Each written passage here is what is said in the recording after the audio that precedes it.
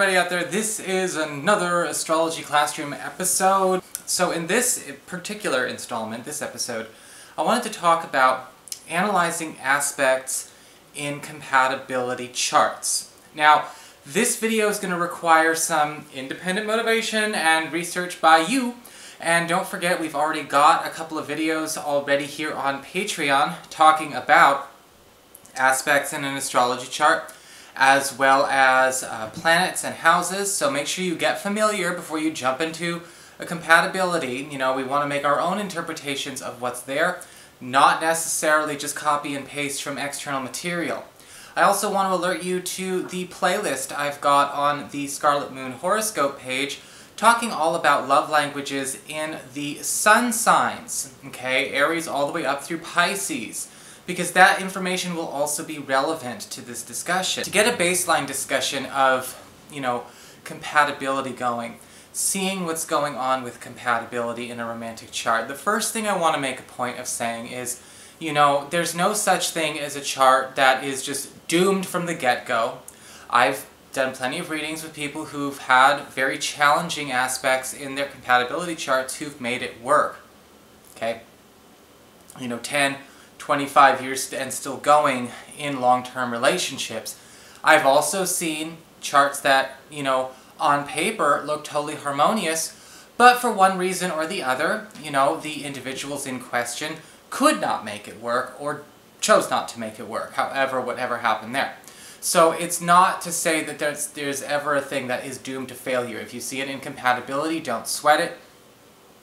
Not a big deal. So, what is going on here then? What are we talking about? We talk about aspects. Well, you know, our love planets, or our primary emotional communicators, Mars, Venus, and the Moon, can give a lot of context into how a relationship will function, what a person's love languages are, okay, what they want, how they show their love with Venus, how they want their love with the Moon, and how they solve their problems with their Mars.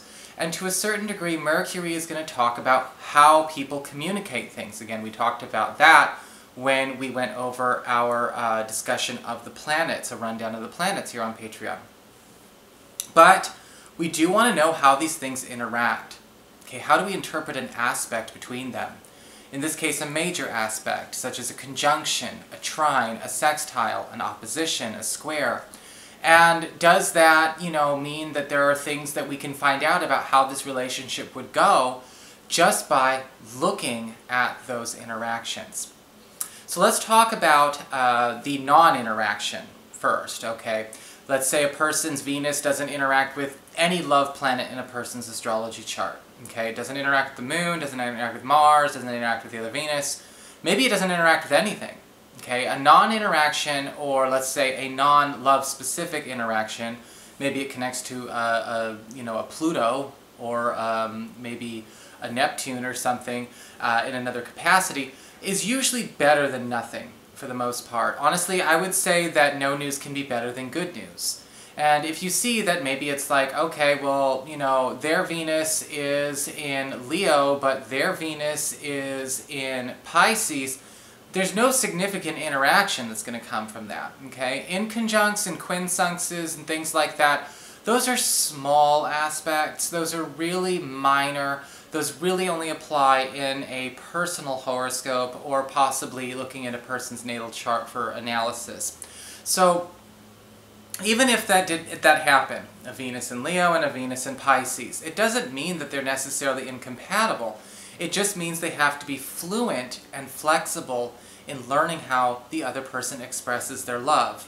As you might see if you check out the, you know, the playlist on the Scarlet Moon channel, and I'll link it here as well.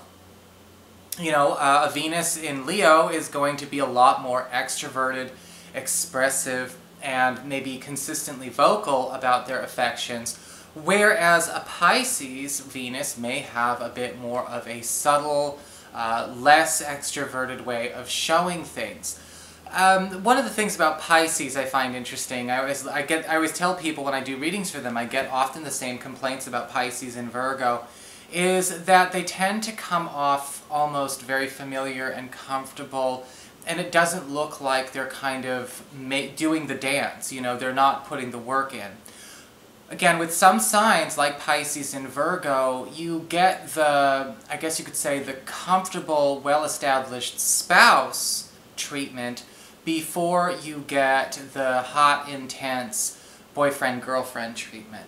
Okay, and so that might work for some people. Okay, again, we have those signs compatible with certain signs for a reason.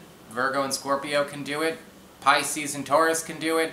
Pisces and Virgo can do it. But that might not work for everybody. And there's nothing wrong with difference in taste. Should you choose to go there, just know what you're getting. And so you can go, okay, well, she's a Venus in Pisces, so she's going to behave more like somebody who's in a well-established relationship, and maybe, you know, be a bit more comfortable, maybe act a bit too comfortable for the beginning, but she's getting comfortable and familiar. Or maybe he's a Venus in Leo, so he's going to be more vocal, more talkative, more extroverted in that expression, showing more words of affirmation. So, you know, even if you don't like to text all the time, or you don't care about, you know, having a phone call every day and all of that kind of stuff, he might. So, you know, it's important to know where we can play give and take. Now, aspects themselves can be very interesting, especially when we look at the conjunction. Let's talk about probably the best in this situation, which would be the Venus conjunct Moon. It's a perfect harmony of one person's love expression matching another person's love need, okay? We talk about the 5 love languages. If somebody, say, you know, they feel love or they need love in a very, let's say, Taurus kind of way, a Tauran kind of way, it's physical contact, okay? They like that. That's a very Taurus thing, very sensual, very intimate. They like keepsakes, okay? One of the best things you can do to win over a Taurus is to give them something to remember you by. If a Taurus gives your gifts back, they never want to speak to you again. But it's, I think I've said that before in another video. But but if, you know, they want that physical experience in some fashion. So if that person has a Venus in Taurus, they express it that way. And if a person has a Moon in Taurus, they need it that way, and they're conjunct. Well, one person already has the golden ticket. Now, of course, that's not complete compatibility, because that indicates, yes, one side of it, one road, one lane of the road is totally compatible.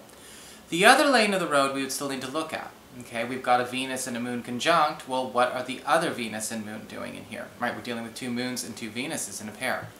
So, you know, we would have to, of course, investigate and see what's going on. But that conjunction is a golden ticket. Half the work is already done.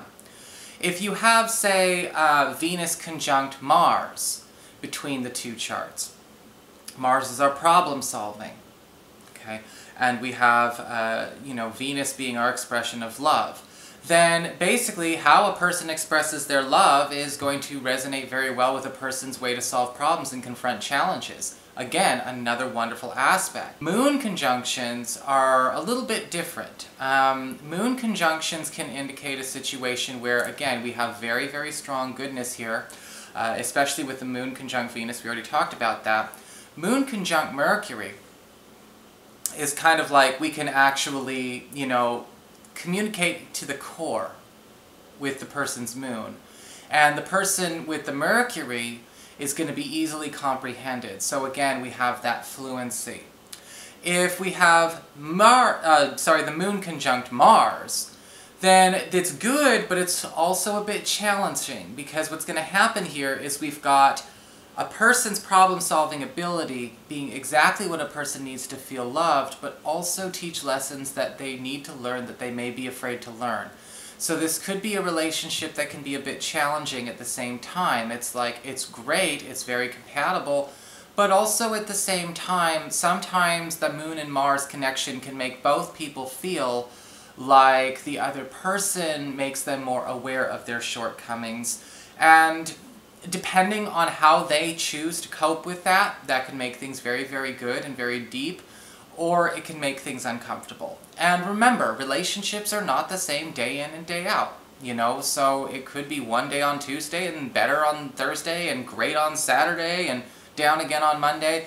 You never know. Conjunctions themselves, again, that's where the 2 planets blend. Trines are very harmonious in this aspect, in this case, because remember, trines indicate ease. Whatever is activated benefits both areas at the same time. So a Venus trine Venus can indicate here, okay, both of our love languages are almost identical. So even if we don't have the same love need language, okay, say you want acts of service, you know, you want a task oriented, you want to have somebody who can help you do things and achieve, but you know, you give with quality time and they give with quality time, you're still going to have good compatibility because you are going to know the intent. Alright? You're going to know exactly what's going on. One of the biggest challenges with love languages is we always kind of think that what we do to express our love and what we need to express our love is universal. Now, what we have with a trine, especially with, say, a Venus trine, is that even if our needs are not the same, our expressions are recognizable, and that can still make for a very, very sweet and understanding relationship. If our moon's trine, it's even better, because it indicates our needs are almost the same. Now, that means that we know what the other person needs, we know what we need. And that means that even if our expressions of love are inharmonious, you know, with the Venuses, we can still have a good relationship because we know when to switch on or switch gears to work with those emotional needs. If we have Marses in a trine, we are backing each other up. This is, you know, like the couple that would go to war together. How we solve our problems, how we handle raising, you know, or confronting challenges with family, economics, all of that. One person tackles one issue, the other one tackles the other, and we meet in the middle. Absolutely gorgeous. Same with Mercury's, you know, Mercury connections, same mentality, same philosophies, or at least compatible enough philosophies that they are like almost interrelated, that again, it hooks it together really, really well. Sextiles are also very sweet. Sextiles talk about a time when one part of a person's chart reaches over to another part of the chart, or in this case, say you have a sextile between somebody's moon in Virgo and somebody's, I guess you could say, yeah, somebody's moon in Virgo and somebody's Venus in Scorpio. Okay, so the need or the expression will reach over and help the other one out. Okay, so the moon in Virgo needs will sometimes actually provide for the language of the Venus in Scorpio. The Venus in Scorpio will sometimes provide and support the need of the, you know, of the moon in Virgo. So what you have there is that whatever houses that person's, you know, keeping those, you know, planets in, are going to benefit from the expression there. Sometimes that means that that Venus expression is going to help the moon's economic sector. What if their moon's in Virgo in the 10th house? Maybe that moon in Virgo in the 10th house is sextile to that Venus in Scorpio in somebody's 12th house, helping them learn to express love by getting, you know, through issues of the past, going deep, getting underneath the surface. So we have a reach over and some assistance going on there. That's actually a really, really good aspect to have. It's always good to have a few sextiles. Better to have sextiles than trines in a lot of cases, because when trines flow too easy, we get a bit complacent. But with sextiles, we're constantly growing and learning, and there's this constant understanding of teamwork and interreliability. Not dependence, but reliability. The challenging aspects themselves, squares and oppositions, of course, in the love planets. Remember, we're only talking about, for the most part, Moon, Venus, Mars, and to a lesser extent Mercury for now. We'll expand on this in another episode. Challenging aspects tend to do what challenging aspects do.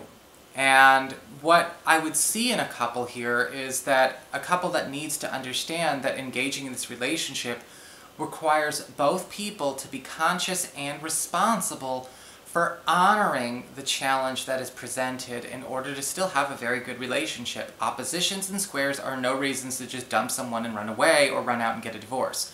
Absolutely not. One of the things that you know, I often see in relationships that can work but are challenged is emotional competitiveness.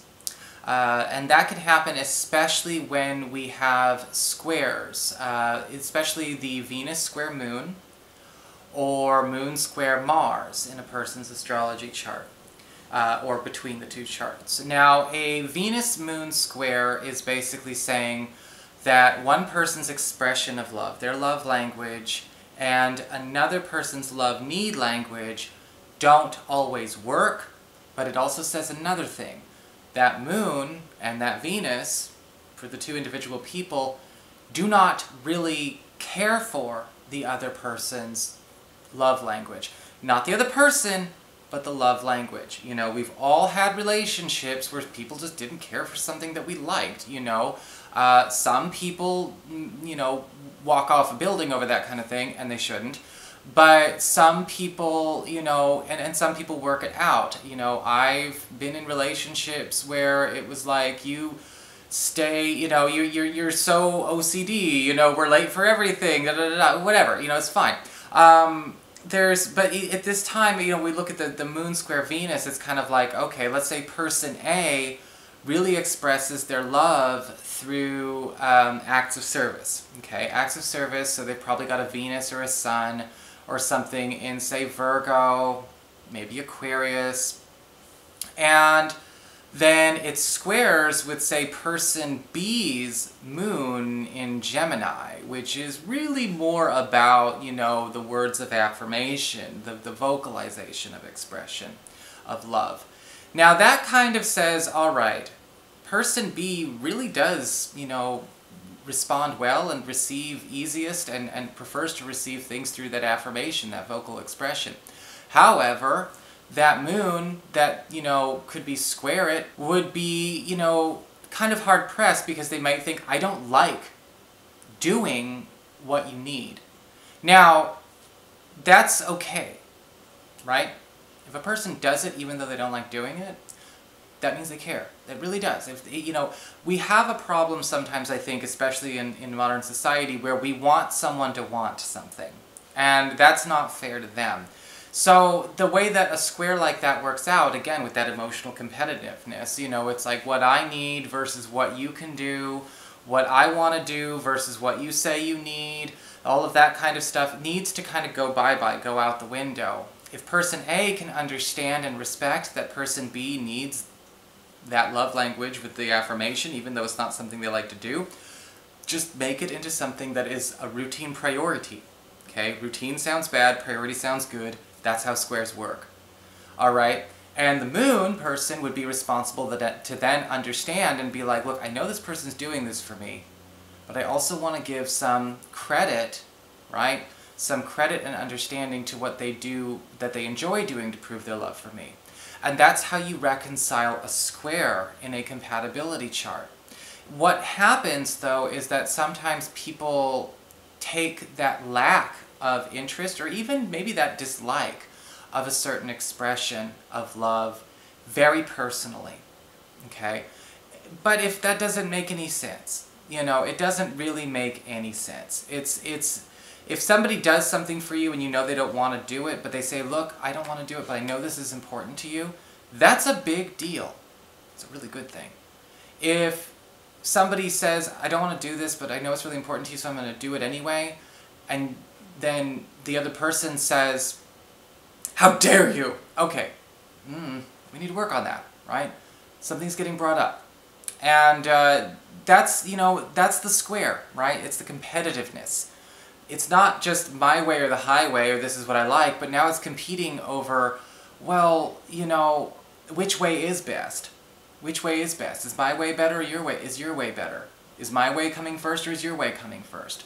If we can get over the competitiveness, whether it's Venus square Mars, Venus square the Moon, you know, Moon square Mercury, we can kind of get past that hurdle. But a lot of times, you know, when you look at people's charts, you may find that some people might be shocked to hear, like, oh my god, you're right, there's some competitiveness going on here. Oppositions, moving on to the next one, create a need for compromise. Oppositions can indicate a situation where, as we saw in the aspects video, you gotta choose one and you can't get the other. Luckily, again, this is a relationship. This isn't just one thing. This isn't happening for 1 hour or for 1 day. So there will be times in this relationship where, you know, one aspect of this opposition is activated and the other is not. And that can indicate that the person who is, you know, involved may be going through a period of time where they, you know, their emotional expression of love may feel like it's falling on deaf ears, and then other times it's not. Or that another person's emotional needs are not being, the chords are not being struck by the love language of the other, and then sometimes it is. So what needs to happen with that opposition is to understand how to work the opposition, so to speak. Okay, just like we need to make peace in the competition with the square, with the opposition, what we gotta do is we gotta go, okay, we gotta speed up the opposition, believe it or not.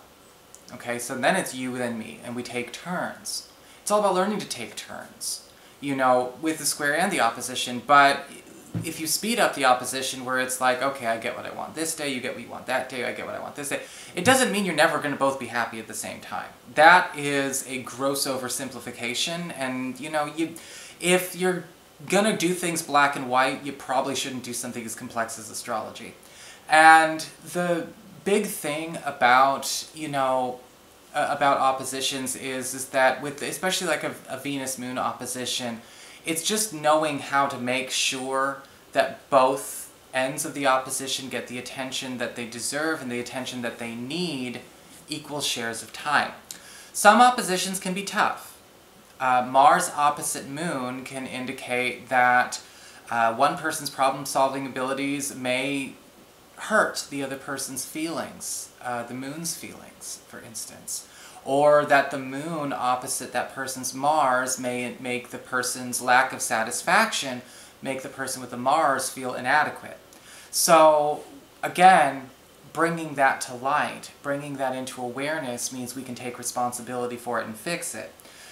Mars opposite the Moon, the person with the Mars, again, the way they solve problems, whether it's with friends, with business, economics, whatever's going on, arguments, can sometimes, you know, it means that this person's going to accidentally trigger or set off something in the Moon every once in a while that's going to make the Moon feel like they're a part of the problem. And so they got to learn, again, to grow out of that, or the relationship's got to grow out of it. We can all grow out of issues in our charts. Just as the Moon has got to pay attention to where sometimes maybe feeling that lack is going to make the Mars feel hopeless and inadequate because, you know, oh, maybe you don't approve, or this isn't striking a chord, or it's striking the wrong chord, but it could have nothing to do with either. I've seen people with Mars opposite Moon people sometimes get into fights that don't even involve the two of them. For instance, you know, say the person with the Mars is having a fight with a member of their biological family, not in-laws, biological. And let's say they're having a fight with their father.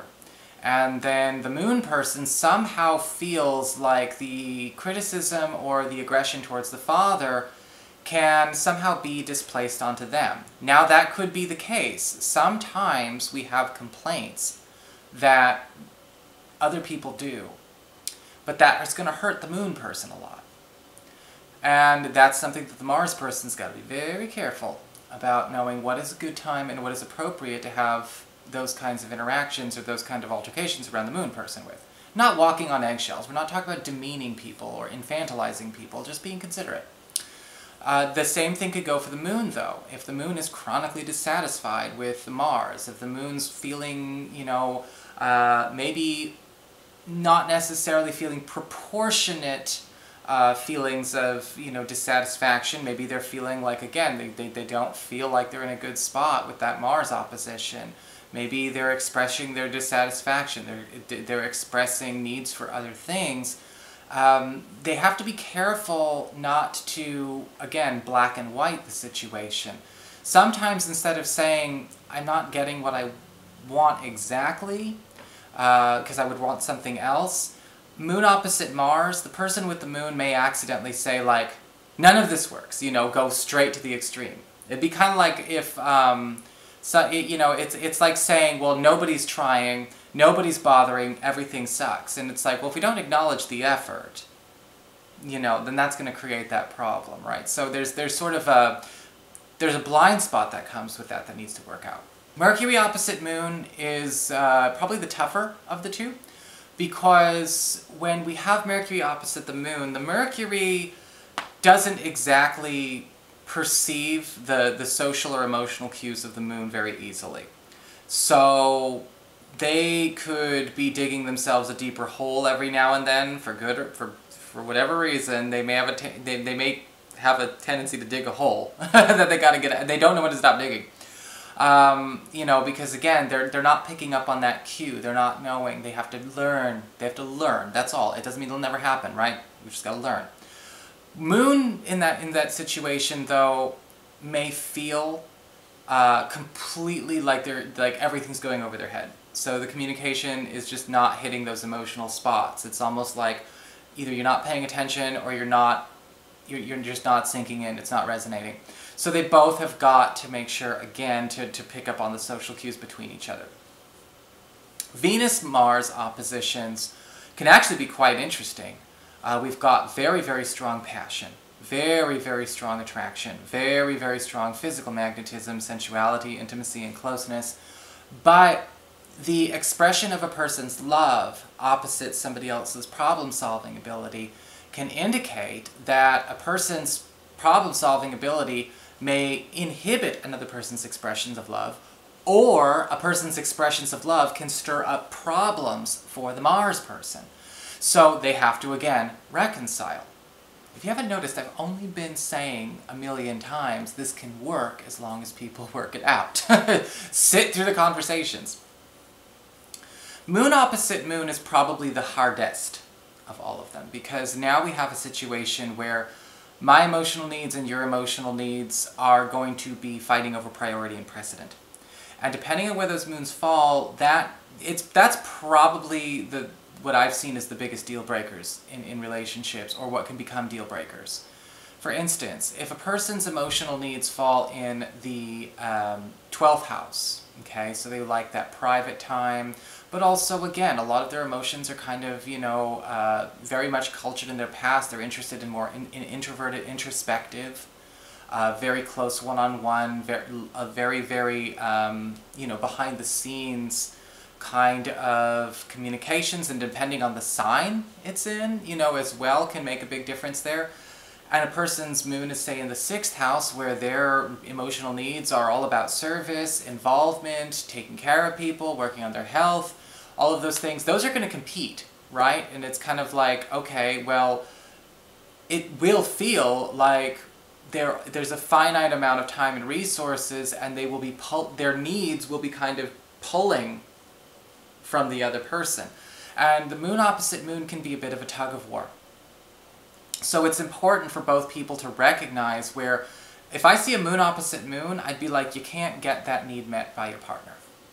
That's okay. Go to your friends, go to your family, go to your spiritual group, go to your career, but don't try and extract that resource or that from your partner, and you'll be okay. If you have to have it from your partner so bad, then you're going to have to pay attention to this tug of war. But that would probably be the toughest one as far as I've looked at. Venus opposite Venus really isn't so bad. You usually see more of an extravagant situation where both people are expressing their loves in a way where they're trying to outdo each other. So they need to take turns and be careful with their checkbooks. Mars opposite Mars, your problem-solving abilities, or, you know, your arguments, gotta be careful. It's not about winning, okay? We're not trying to win, prove the other person wrong. It's not about whose narrative wins. It's not about molding the other person's mind. It's not about turning them into your mature, perfect partner. You know, as long as those oppositions aren't, you know, causing us to try and change the other person, Mars oppositions can be okay. But Mars opposite Mars can sometimes indicate there's a piece of us that could sometimes come out that wants to turn that other person into something they're not. And we all have that temptation sometimes, right? We think we know better, or we think that that this would help them or better them in some way, and because that's arrogance, but that's human arrogance. We have that. We all do. No one doesn't have that, and the people who say they don't have that are just being arrogant. But the big thing about that is that as long as we don't try to turn the person into something they're not, or shape them into something that we think is better for them, and we don't know, we'll be okay, but don't try and, again, demolish what the other person is. Mercury opposite Mercury is more of a technical issue. It's not really personal. People can get through this no problem. Sometimes they laugh about it. It can be humorous. It just indicates that, again, the way we communicate our less romantic feelings, the way we communicate with each other, just sometimes, is going to require additional clarity. Our languages, as far as maybe our syntax, our speech style. I speak very differently than a lot of people. You speak very differently than a lot of people. We all have our unique forms of expression. Mercury opposite Mercury indicates a bit of a clash, though. And not a clash that says, like with Mars, we're going to fight, or with Venus, we're going to try to outdo each other, or with the Moon, we're going to tug of war and, try to win the relationship. But with Mercury opposite Mercury, it's kind of like, okay, nothing's sinking in. We have to find another way to get things to sink in. Maybe verbal communication isn't our way to get things to sink in all by itself. And as long as we can get past that, we're good to go. So I hope that makes sense. And I hope this rundown of, just a quick brush up on compatibilities, really gives you something to think about. I will come back here with another discussion of the outer planets in romantic compatibility, in romantic discussions and things like that as it relates to the Venus, the Moon, and the Mars in particular, so you can also understand a little bit more about how those things go. I'm definitely going to come back some point, probably not during this period, to discuss, more intimate things, but I want to really have a quicker discussion. I want to get people thinking about this, and then again, we'll of course expand on it as time goes on, okay? So I hope you guys enjoyed this food for thought, and I will see you again very shortly with more Astrology Classroom horoscopes. Well, not horoscopes. Astrology Classroom episodes. See you later.